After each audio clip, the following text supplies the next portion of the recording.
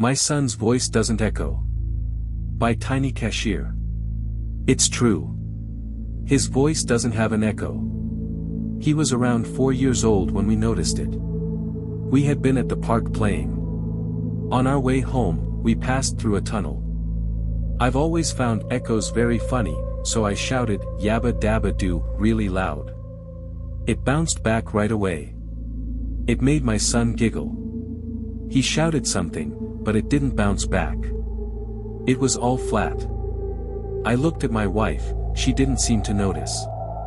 "Come on, buddy. Try again, louder," I said to him. So he did, but it made no difference. His voice didn't echo.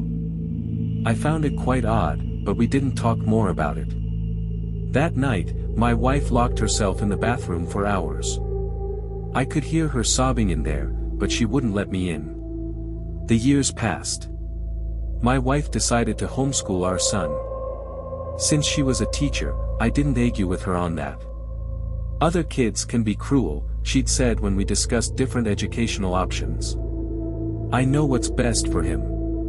Our son didn't have any friends. My wife was sort of overprotective of him. He only spent time with us. He was an only child.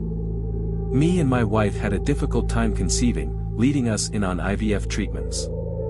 After some excruciating months, we finally found out she was pregnant. 9 months later, he was born.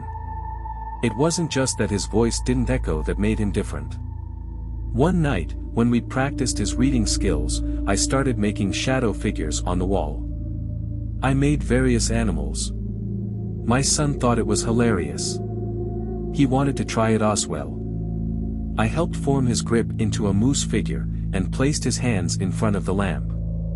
I gasped. Nothing. My son didn't have a shadow. This couldn't be real. I knocked on the bathroom door, to tell my wife my latest discovery. She was in there again. She had been crying a while ago, just like every other night the past years. Now all I heard was silence. I called her, asking if everything was okay. No answer. I got up and grabbed the screwdriver. After minutes of struggle, I finally managed to get the door open. I found my wife, lying in our bathtub. The water was dyed red from her cuts. Beside her, laid a little note. It said, "To my husband, forgive me.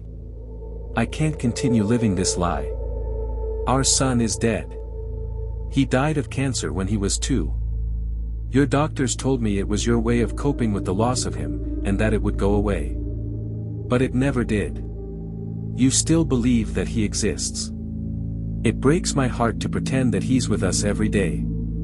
I can't live with it anymore. I'm sorry."